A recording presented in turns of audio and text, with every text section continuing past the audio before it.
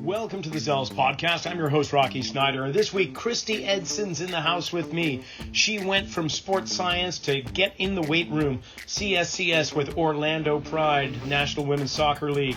And before we get underway, if you're looking for continuing education workshops to improve your knowledge base, if you're a physical therapist, an athletic trainer, chiropractor, strength coach, or personal trainer, consider going to my website, rockysnyder.com. We've got online courses as well as in-person workshops that we're offering throughout the nation. Just give us a call or check on in, drop an email. As well as check out setantacollege.com. And Setanta, well, they're a place to go for your Master's of Science in Performance Coaching. Maybe you want a Master's of Science in Sports Injuries and Return to Performance Management. They also have one in Applied Sports Biomechanics and Movement Science and Applied Sport and Exercise Psychology. Go to setantacollege.com, add RS10 for 10% off your tuition today. Follow us on Instagram at Rocky_Snyder. Click the subscribe button. Let's go on with the show. Christi, thanks for coming on, Zealous. I just want to jump right in with, well, first, welcome, and once you say hi, let's just dive in and tell me how you got to be with Orlando. So Thanks for having me on for sure. So came into Orlando as an intern. The club started up in like 2015, I think, and then I was pursuing a master's degree at the time, in a nutrition internship came up. So got in with that, had an interview, ended up getting on and was like, oh man, this is like a dream come true, even though it's, nutrition. And I quickly realized that I needed to move my master's degree to online, so that way I could be at the facility full time. I didn't have to worry about leaving for class or anything like that. So switched and finished up my master's degree at Liberty University. And then thankfully, while I was there during the 2018 season, a position opened up and they hired me on. So wow. I got to finish out the season as an employee, which was fantastic. And then just kept on from there. So 2019 got to work with John Grace at the time, who was there and taught me all of the GPS and stuff like that, while teaching me a little bit about his philosophy in the gym. And then 2020 coaching change happens, so some turnover happens, and then the GPS is fully in my hands at that point. Finished out the 2020 season. Obviously, COVID year was a hard year, and kind of decided I wanted a little bit more personal free time, if you will. Again, luckily, a position opened up with the Pride.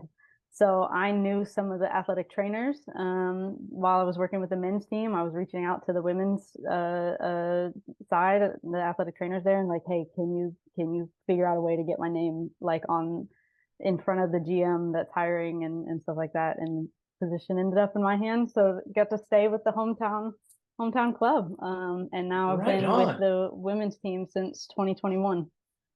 And in the role of strength conditioning and sports science? Yeah. So strength conditioning is my preference, but sports science was kind of how I got the leg in of like, you do the GPS. I was like, okay, that's very interesting. I love the Excel spreadsheets, taught all yourself all that. And then as you get into it, I think you realize, all right, it's more than just Excel spreadsheets. And I didn't have the background for that, but I do have for strength conditioning. So I wanted to get more back into that realm rather than sports science. All right. So you went to FSU, got your bachelor's in exercise science, went to Liberty, finished with a master's in human performance, made your way on with an internship. And now are you the lead or head strength and conditioning coach for Orlando Liberty? For Pride? Yeah, so I'm the head strength conditioning and I oversee the sports science, but definitely I've handed off most of the day-to-day sports science, handed that off to our data analyst now. So, but yeah, head at Orlando Pride. So, big role. This is kind of a dream job then, isn't it? Yeah, dream job in the pros for sure, but then to be the hometown club for me, growing up around the Orlando area is like I have a stranglehold on this position for now. All right, and with this, your day-to-day, are you there 7 days a week, 6 days a week? What are we Yeah, talking? our preferred is a midweek day off. Obviously, the heat is something that you can't necessarily factor in or measure. So having a midweek day just to make sure that they're out of the heat, we're not training, gives an extra day of rest and recovery, especially after a gym day. So let's say a typical week is 4 training days and then 1 game day, 2 days off. One right after the game and 1 in the midweek is our preferred week. NWSL isn't as always as nice with traveling and going West Coast or games on, maybe you're going from a Sunday to a Friday game. So it's not always the case that you get those 2 days off in a week, but that's our preferred. So it's only a weekly match. There isn't a midweek match at all. Like MLS will have usually a Wednesday and a Saturday match. Yours is Yes. typically on the weekends. Yeah, typically on the weekends, we do dip into some Fridays. They've gotten away from the midweek match, so they've really pushed hard. We had one this year, where we had a 3-game week, but they've really tried hard on the scheduling to get away from that because it is hard. It's really hard on the bodies, on the travel, and everything. So I appreciate that they've worked hard on the scheduling for that. Well, and it's easier for your programming, I would imagine, too. You're not dealing with like game day -1, game day -2, a couple times a week or so. Now it's almost like NFL conditioning Yeah. program. If you've got 1 match a week, then how does that work for you? I mean, like, how do you plan out your programming with 1 match a week? Yeah, it's much easier. You get that full gym lift in match day -4, which is preferable. Whereas on a 3-game week, you're hitting some isometrics and some power, just keeping everybody twitchy. But you can't really load. I know in like the NBA, they talk about doing lifts and stuff after games, which could be nice on low minute players, but you don't always have the facilities, or the hotel gyms are completely different or what have you. So not quite able to do that for us. So, but having just 1 game a week, you go match day -4, we get a proper lift in. Match day -2, you can hit your power lift, and then you're into the game. Match day -1 is just a kick around, and then match day, you're kind of ready to go. So that's a lot easier on the programming schedule for us for sure. Now, there's some teams, not in the MLS, but NBA, that actually do a lift day, not maximal or anything, but a lift day on game day. Yeah. Have you played around with that at all? Only for non-roster people. So not something Okay. that we can really do on the football side. And so typically only on low minute people we can get a run in. So get a run post game, but they're trying to kick you off the field in 10 minutes. So there's not much that you can do. So you just kind of wait for that top up session when you come back in for those low minute people. Okay, give me the obvious differences between female professional soccer players and male. Yeah, for me, what I've encountered is females that I have worked with are asking more questions. So you have to be ready to answer those, and it's not always an offense against the strength coach. Why are we doing this? It's sometimes just more of like, well, I've done this in the past. Why are we doing this exercise? And you just state your reason why, and they go, oh, okay.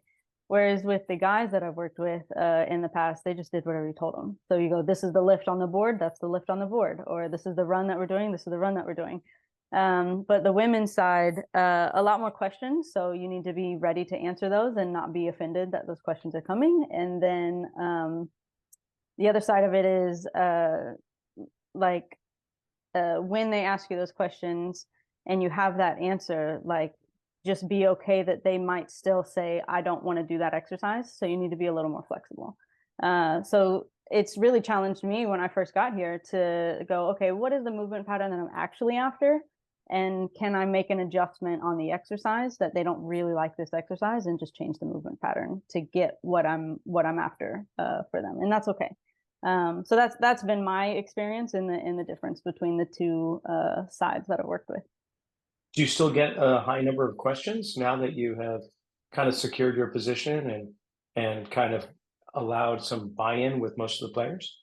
Yeah, because there's always turnover, right? So we always get new players in, or they have an injury that last rehab time that they did this, these are the steps that they went through. I go, okay, that's fair. This is the way that we're going to go about doing it. Maybe, sprinkle in some of the things that you've done in the past that you liked. But this is the way that we feel as our performance department that we want to progress you. So there's always questions, and that's okay. It just solidifies, what you guys are doing as a performance department and why you guys are doing it when you're ready to answer those. You mentioned patterns. What are the big bucket patterns that you look for in a training program, like a lifting program? Yeah, for me, it's much easier to think about patterns, and I don't know where I picked that up from, but it's not the exercise itself, but the pattern you're trying to get after. So are you getting something lateral? Are you getting something rotational? Are you getting knee dominant hamstring exercises, hip dominant hamstring exercises? And then sometimes can you combine some of those, right? So if we want a step down, let's say we're really trying to get unilateral work in, can it be a lateral box step down, right? And now we get kind of kill two birds with one stone, right? We only get that one lift a week, and it's 30 minutes maybe. We do try to keep it short because they're coming off of an hour and a half training session, right? So you're trying to combine some of those big movement patterns, big buckets together. But yeah, for me, we just finished off a big hip thrust block, with that, some lateral step down. And then we finished off our Nordics for the year. So moving over into some hip dominant as we kind of get towards the back end of the season.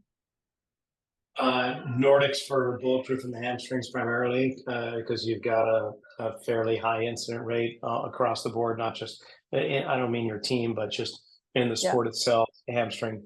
And so interestingly enough, through my studies too, I'm realizing that hip dominant versus knee dominant hamstring motions are going to affect obviously different areas of the hamstring. So with soccer players, you're typically going to find more distal pulls on the kicking leg, but more proximal for deceleration and cutting and so on. So doing things like the old-fashioned leg curl machine or Nordic curls are going to be great for the distal portion, whereas some deadlift derivative or something of that nature, some squat derivation, is going to be going for the proximal. Do you agree with that? Is that kind of your philosophy as well?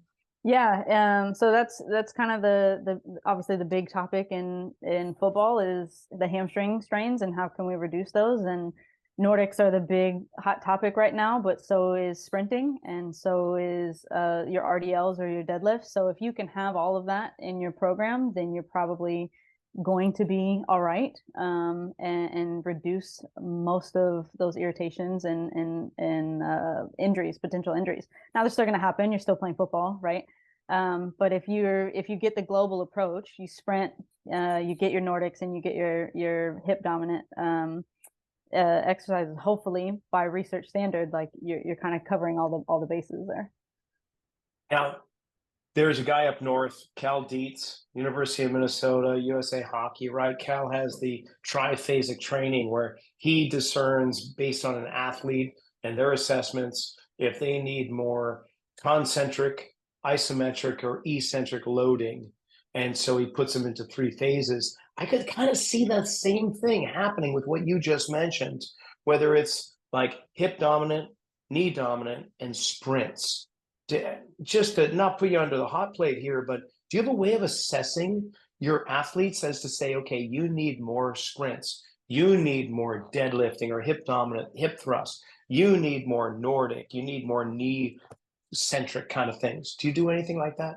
A little bit. A lot of that comes from our PT. Our PT is great. So he does really good like gait pattern type stuff, and he'll go, they're really extended, and so you're gonna feel that pulling through the back, pulling through the pelvis, and pulling on the hamstring a little bit more. So he's really good about stuff like that. And we kind of in those situations, we don't change necessarily their whole programming. We just sprinkle in a couple extra things. So maybe in their activation, pre-warm up, whatever term that you call it, they have a couple of specific things, maybe more distal hamstring for them. Maybe they have something more triple extension focused for them, right?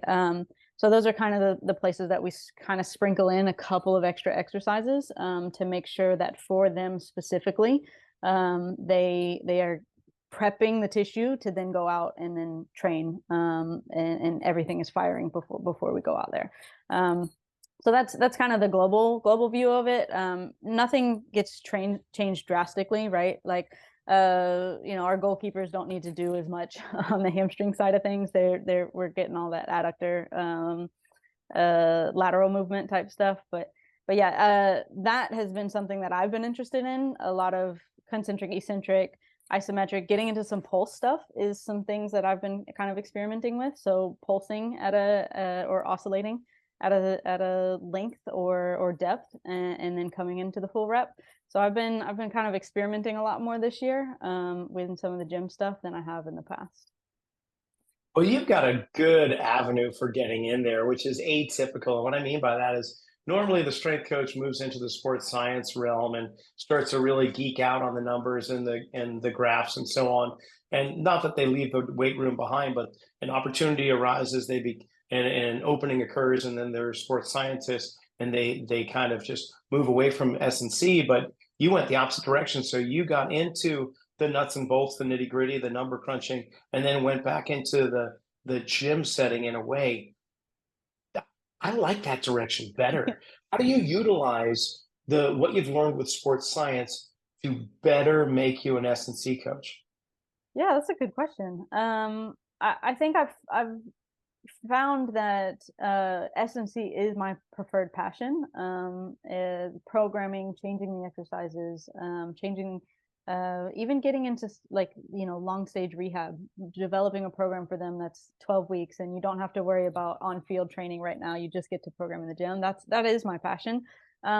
And I still have a love for sports science, so I've learned to sprinkle that in a little bit as well. We just got VBT, thankfully, this year, so now I get to have my sports science in the gym, right? Nice. I've passed off some of the field stuff to our data analyst, but bringing back some sports science, some elements, and it's still in there, right? Like, we jump once a week, but so I'm very particular on what days those happen, but the actual analytics, I get to pass off. So it's collaboration between us that's really works well. That, hey, I'm going to make sure that these things happen and that the data is collected properly the way that we want it to, but I just need you to get the visualizations and the statistics for me, because I didn't go all the way down that rabbit hole.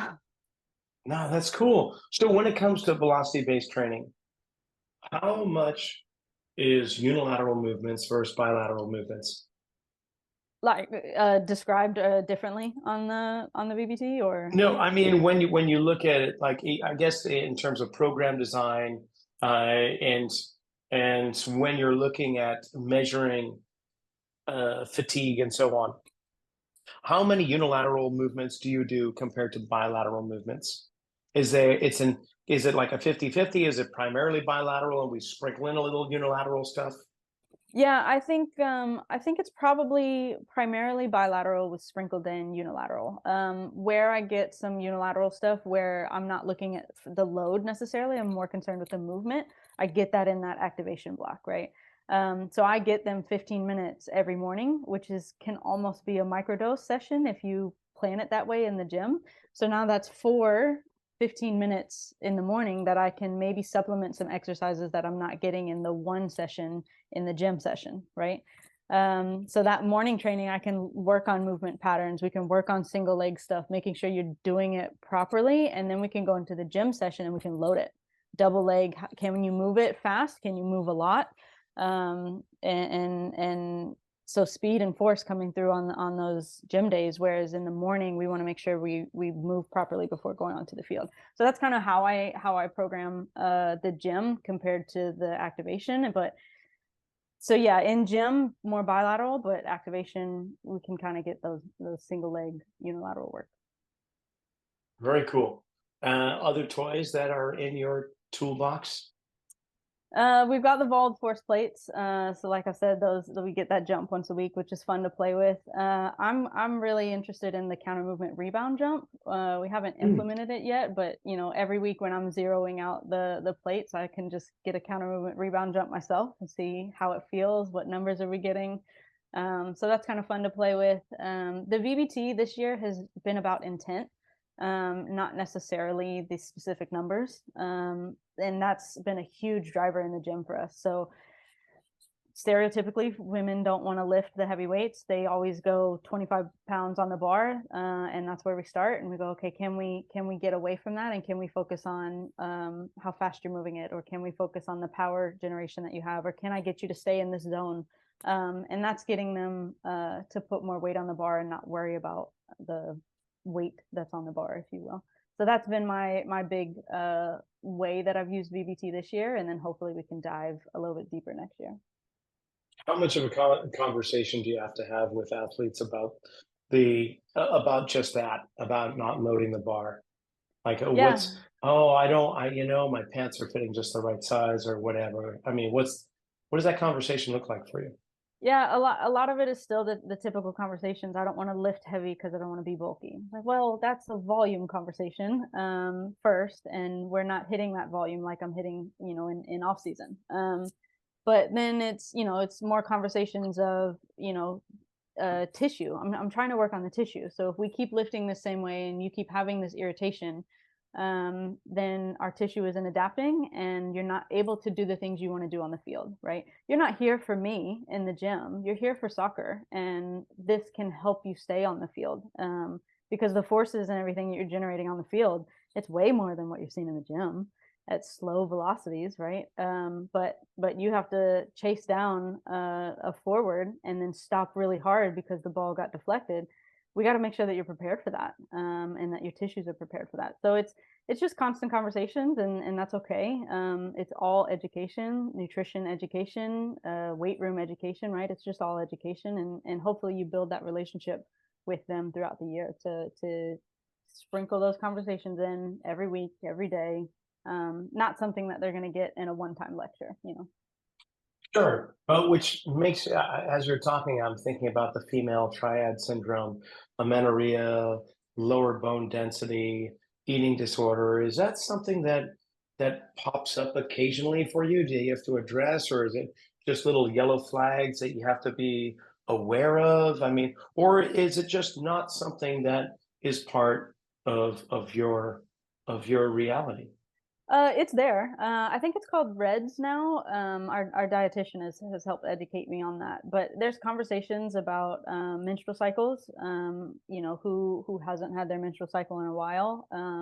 Is that an overtraining thing? Is that an under eating thing? Do we need to have that? Is it just something that we're watching right now, or do we need to take further action? So we have conversations in the performance department all the time about that. And more than just menstrual cycles, like, are you just generally fatigued? Are you not recovering week to week? Okay, is there something that we need to do? Do you just need an extra day, or is there something that we need to figure out more of? We got blood work that happens frequently throughout the season, so our dietitian looks at that, our doctors look at that, and then occasionally we have had to send a couple to go get a bone density scan, just to make sure that we aren't dipping into that red syndrome. Very cool. Okay. And we've talked about hamstring, kind of bulletproofing it with sprints, hip hinging, Nordics, and so on. What about ACLs? How do you bulletproof? How do you make Kevlar knees? Yeah, that's $1 million question, isn't it? Come on, I know you got the would answer. that would retire any of us if we had the answer to that. Yeah, I don't know. That has definitely, I was very lucky my first season we didn't have any, and then 21 or 22, sorry, we had one, and then last year we had two. And as those kind of start to pile up on your resume, if you will, you kind of start to take each one a little more personally, because that's someone's year, that honestly is a full 12 months of that person's career, that is now altered, right? So you kind of go global view. Okay, can we look at their shoes? Are their shoes fitting properly? Can I talk to the equipment staff, right? It's surprising if you just go talk to your kit man. They have like, oh, this shoe is more narrow, this shoe is wider, this shoe fits tighter, whatever. Maybe it's Adidas, maybe it's Nike, maybe it's a different style within Nike that they need to be on just for their foot size. And that's just talking to the kit man.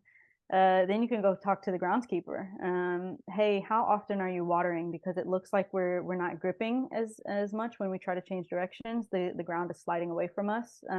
Maybe we back off on watering so the ground isn't as soft and soggy. As a groundskeeper, then we could talk. Let's talk about menstrual cycles, right? Little joint laxity, little tendon laxity, as this cycle, as they go through their cycle. You could talk about strength, right? There could be a conversation on just general strength. If this, tiny centimeter ligament is popping, is something else failed in the system, right? Was it the quad not able to handle it? Was the hamstring not able to handle it? And that's why the ACL went. So yeah, you could go down the rabbit hole, and I don't think anybody has the answer just yet, but you go global view, and try to hit all of those different aspects, and hope and that it doesn't happen to you, right? It's likely, right? You're playing sports, you're still out there competing. So yeah, you just go through all of your checks and make sure that you kind of have all of those global conversations. Well, the fact that you just listed off a whole bevy of things that are all in the form of an assessment makes me curious as to how do you assess your players? How do you assess your athletes, whether it's soccer specific or if it's general readiness? What kind of things do you do in terms of screens and assessments? Yeah, so we have a couple of different things that we do regularly throughout the season. I've talked about the jumps. We've got the mid-thigh pull is our strength measurement right now. I'm kind of interested in the belt squat and seeing if that is maybe an easier test next season to get into. But then we have a bunch of force frame stuff that our PT looks at. So, I mean, he's getting every angle, all, quad. He's getting internal rotation, external rotation. We're getting long lever, short lever, adductor, all of the different ways that you could put somebody on a force frame. Then you can look at gait patterns like I've talked about, right? So put them on a treadmill and just, watch them run for a little bit. A minute is all you really need to see. Fitness levels coming in, we do the 30-15 score. So that helps me program once I get their score from their first preseason test, then I can program their runs for the next 6 weeks or what have you. And then I think it's a fatigue monitoring from there. So you can talk about wellness questionnaires. You can talk about Whoop or Aura. You have different players who prefer different ways for that information to get back to the performance staff. And it's just making informed decisions as you go along. 10-month season, you can't program every little aspect of it. So you just kind of have to go with your whole conversation of your whole department with the athlete and then make your decisions as you go on. So when it comes to wearable tech, there's some sports that just rely upon the player to agree or not agree to disclose information about the data that's on there. How does it work in your sport? Yeah, so we as a club provide Whoop, and the player gets to opt in. If they don't want to opt in, that's fine. We have a wellness survey that we would like you to fill out, please. But if you would prefer not to fill that out and you just want to wear this tech that we will provide for you, then that's fine as well. The NWSL doesn't quite have a rule on that just yet. Like I know MLB is pretty more hardcore, I guess to say, or advanced on that in the rules, but right now we just offer like, hey, this is what we pay for. If you want to wear it, that's cool. We'll give it to you and at no cost to you. Nice.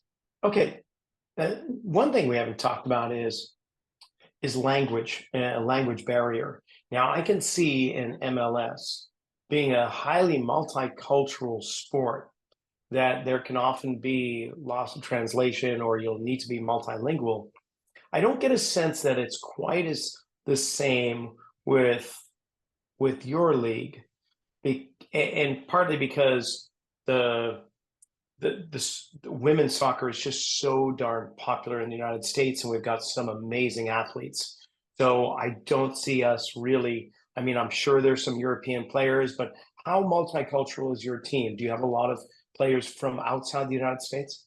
This is the year that we're the most cultural. So this year we've like expanded and gotten players from all over, and so Really? this year has been the most challenging. Yeah, we have a 5 Brazilian national team players. We've got couple of Swedish, Zambian. So we've got Argentina, Spain. We've got a couple on the team, Wow. and this is definitely the most cultural that we've been since I've been here. How is that for you? Yeah. How many languages do you speak? Oh, just the one. Just the one, unfortunately. Yeah. Spanish in high school, probably should have paid a little bit more attention. But maybe Portuguese now that we have so many. Portuguese. No kidding.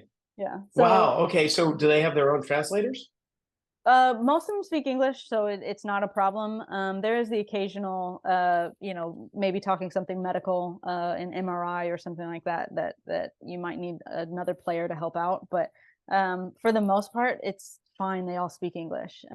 There's, if I wrote up something weird on the board, that I've never written that exercise before, they're probably like, okay, what is that? Whereas other Americans would just be like, oh, okay, I understand that. I'll just, I understand the movement that you've just written up. But it's mostly been okay. Thankfully, no one, the players that we have brought in at least know English in a speakable manner.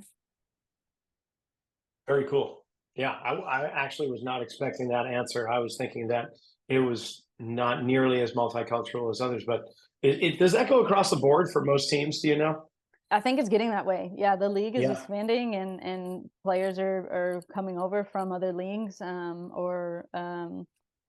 from all over Africa, Asian leagues, and European leagues, South American leagues. Like we're getting them from everywhere. So the league is But well, growing. the league just expanded too, right? We've got Bay Yeah. FC out here, and we're Yeah. stoked on that. I mean, it's Yeah. just great. We got the Portland Thorns up north, and I love it. For fear of sounding sexist, there aren't as many female sports that I enjoy as a spectator as male sports. However, women's soccer is just freaking awesome. Women's World Cup, I can't wait for it. Yeah. I cannot wait. And I love going to any match possible. The level of athleticism is parallel, if not even better at times. So that's all I got to say there. Now back to the weight room though, because that's my domain as well. I would love to know how many non-sagittal loading patterns you like to place on your players. I mean, there's the pillars, right? There's the fundamentals where you're going to do squats and deadlifts. You're going to do some kind of sagittal press and pull and so on. But how much do you load along the frontal and transverse plane? Yeah, obviously the adductor we try to hit in that realm. I like to call it climbing the mountain. So maybe the adductor is the easiest one to kind of go through. But like we'll start this season with just an isometric Copenhagen, and then move into like a slide board lateral lunge, and then move into a Cossack squat, right? So you climb up the mountain, getting to the middle of the season, and then you start to climb back down the mountain. So nice. it's there, but it's not. I maybe try to stick to like one or two, popping those in there just to make sure I'm hitting all of the patterns, and not just in one plane, right?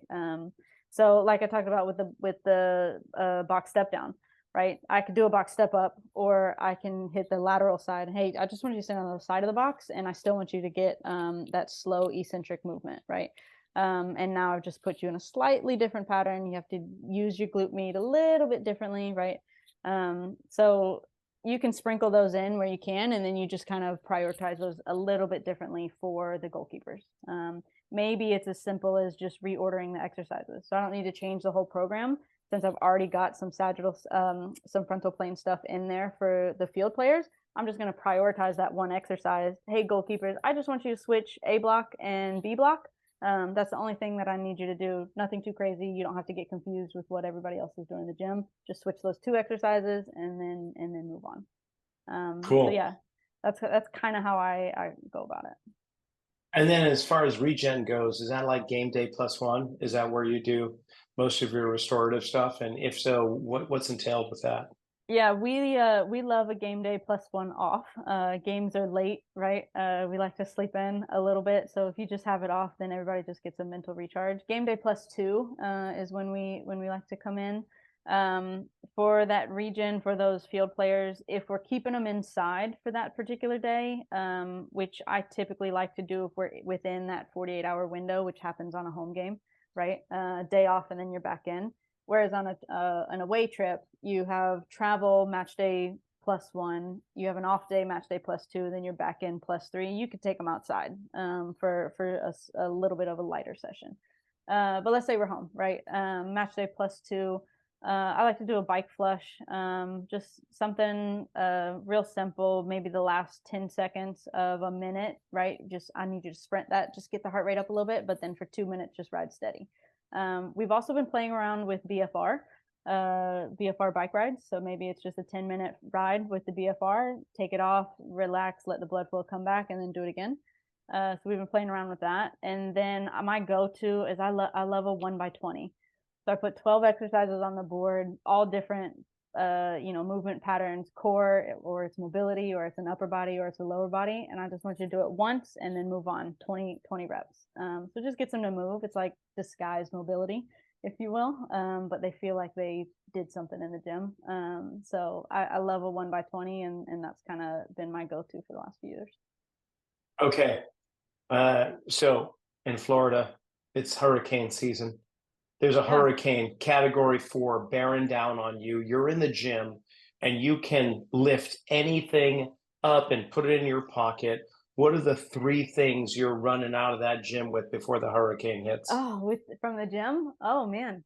Hopefully we've prepared and we've got the building locked down before the hurricane gets there. But if I'm that puppy's going down. It's gone. You got 3 things to grab. What are they going to be?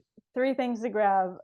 Probably grabbing the force plates, because you can do a lot with the force plates. Probably grabbing as many kettlebells as I can fit in the, maybe I get a van, right? As many kettlebells as I can fit in the van. You can get pretty creative with the kettlebells.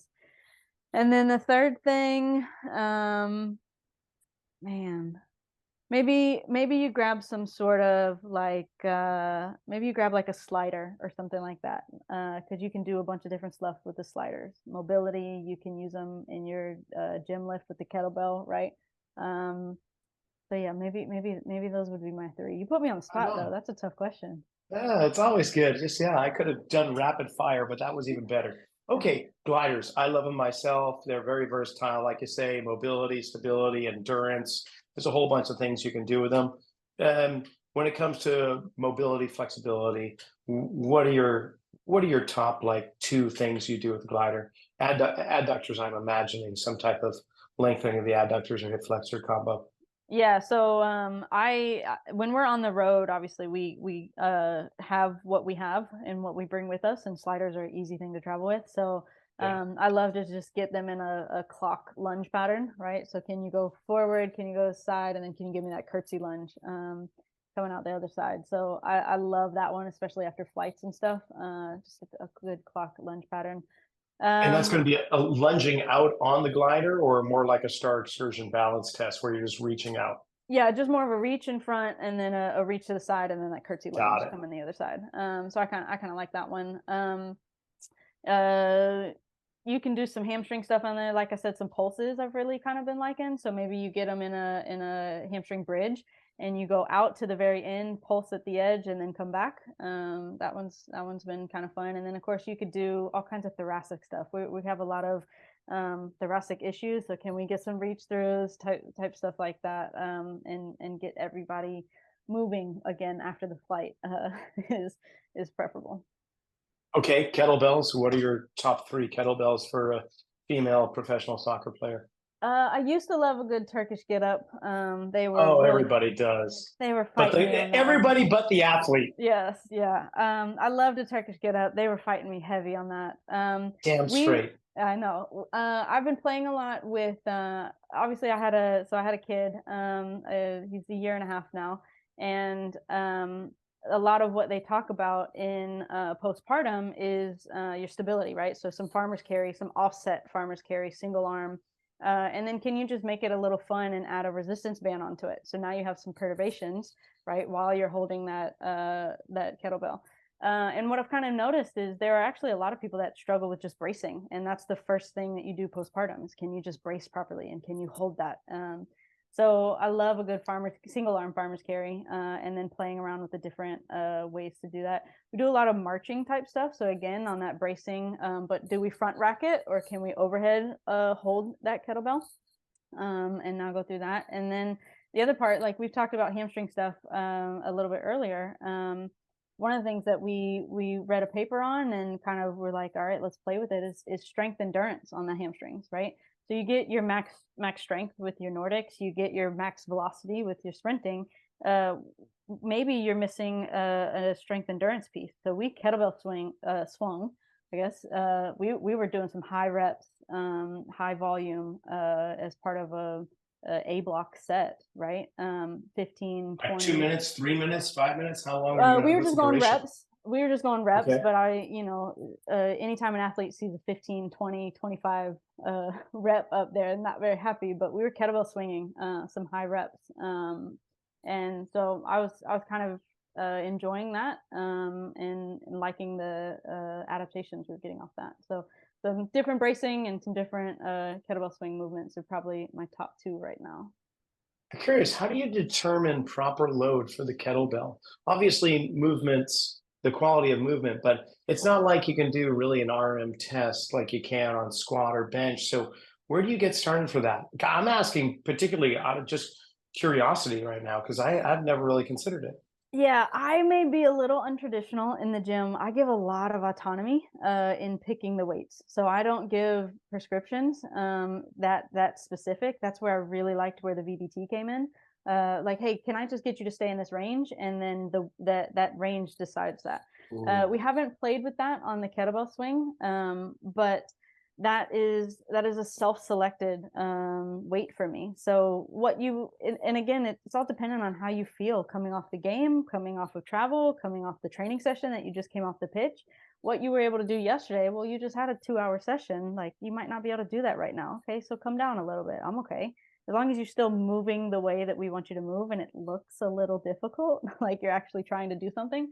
Sometimes I'll put on some stipulations like, hey, don't grab anything under this. But you can grab anything above this. That's fine. That is a totally sexy answer, because it goes along the lines of what we commonly do here at our training studio, is that it is self-selected and it's based on the quality of movement, understanding that everyone, especially general population, is leading a chaotic lives, and the body is going to adapt either in a beneficial or not so beneficial way. And so strength levels are going to change. And to do a periodized program where you've selected it based on RMs is just completely ignoring that whole aspect of life. Yep. So, and then you brought in the VBT. I'm like, oh man, I really want some VBT right now, because that would totally help to narrow the parameters going, yeah, I know you wanted to grab that one, but it's just outside the range that your body is saying it's okay to handle. Yep. So that's awesome. Yep. I really love how you do that. Yeah, it hits everybody in the spectrum, right? You have the gym rats who are like, I want to lift this. I want to. Oh, like, no. It's, hey, you're down. Beyond. Yeah. You got to taper off. Yeah. You gotta come down. And then you have the other end of the spectrum that's like, come on, you can do a little bit more. That looks really easy. And then now you have the iPad to say that tells me that was really easy. Not only just my eye, but now you have something data driven to help you believe it as well. Right on. Okay. Best part of your job is what? I don't have to sit at a desk. And I got to be outside in the sunshine for 2 hours today. And then you get to come in and immediately go into the gym. And we got some athletes that wanted a little bit extra. Like, I'm at the desk for maybe an hour or two every day. So it's a fun job. Well, I got to get the sunscreen you use is remarkable, because it doesn't look like 2 hours of Floridian sun has even touched your skin. Meanwhile, I'm like this pruned California raisin that I haven't found the right sunscreen. So got to share that secret. Okay, and then the the thing that I don't say the worst part of your job, but one thing that you wish you could change? It is long hours. Pro sports is a lot of time away from the family. Right now, I'm in a very blessed situation where my kid gets to travel with me for away games, and that's phenomenal. For the NWSL to allow me to do that. Wow. And when he's in school and stuff like that, maybe in a few years we're having a different conversation of like, man, probably just want to be more around him. Like, what do I need? Do I continue this job? What have you? But right now it's definitely the time away from family and the travel that can catch up to you really quick. But thankfully he gets to travel with me right now. And your season's April to October? That might be the regular season, but we reported in February, and we're gonna make it to the championship, which would be the end of November. So long season. Yeah. Wow. Against BFC if they ever, get their head where it needs to be, but that's okay. We'll kind of it's early. We still got many months to go. Yeah, Christi, this has been amazing. In a little bit, I think, as well. Oh, I'm going to check the schedule because then I'll come knocking on your door. I'm really good with a front pack. I got 2 kids that are well grown now, and or I'll bring my wife along because she's just chomping at the bit for grandbabies. Oh, and just what we need, more surfers out in the water in Santa Cruz. But anyway, this has been great. If people want to follow your escapades or if there's other young professionals looking to follow in your footsteps, how do we do that? How do we follow you? Instagram or Twitter is probably the best place. I'm not really posting on Twitter, but I am on it. I'll definitely read all the S and Cs. I think both of them are Christi Edson at Christi Edson, so I kept it simple. Perfect. This has been a treat. I guess if I had one more question, it would be like, this doesn't seem to be your end game. This doesn't seem to be your stopping point. I know as much as you love being in the gym, so do I, but there's life up higher and higher. Do you want to be the performance director of a Major League Soccer team or National Women's Soccer League team? I actually don't. So I know that may be a surprising answer. Everybody wants to move up. Everybody wants to be director. I'm in my dream job and I don't want to leave it. Awesome. So I will be a strength coach until I get pushed out, and I have to go do something else. But in my experience, listening to people that have moved up to director, the higher you go, the further away you get from the gym or from whatever it is you may prefer. And you got to deal with different conversations rather than just what you got in for the love of the gym. So maybe a controversial answer, but I just want to retire here. That's the best answer. I think the American way is tarnished in that sense that you get somebody who does really well at what they do, and instantly you want to take them away from that and turn them into a manager or a supervisor. But I hope you and I stay in the gym for many decades to come, because talk about dream jobs. We live in our pajamas. We may eat out of Tupperware, but heck yeah, all we have to do is count to 10.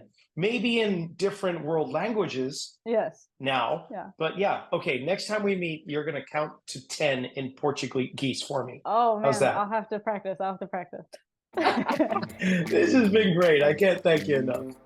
Yeah, for sure. Thank you for having me on. This has been awesome. And that's it for the Zealous Podcast for this week. I want to thank Christi for coming on, sharing all she did, as well as the Orlando Pride organization for allowing this to happen. Remember, when it comes to continuing education, you can go to rockysnyder.com. If you're an athletic trainer, physical therapist, chiropractor, strength coach, or personal trainer, we've got courses in person and online for you, rockysnyder.com. As well as Satanta College is a place to go for your Master's of Science. Hit that coupon code, get 10% off your tuition, RS10. In the meantime, remember, follow us on Instagram at Rocky_Snyder. Click the subscribe button, and we'll see you next week.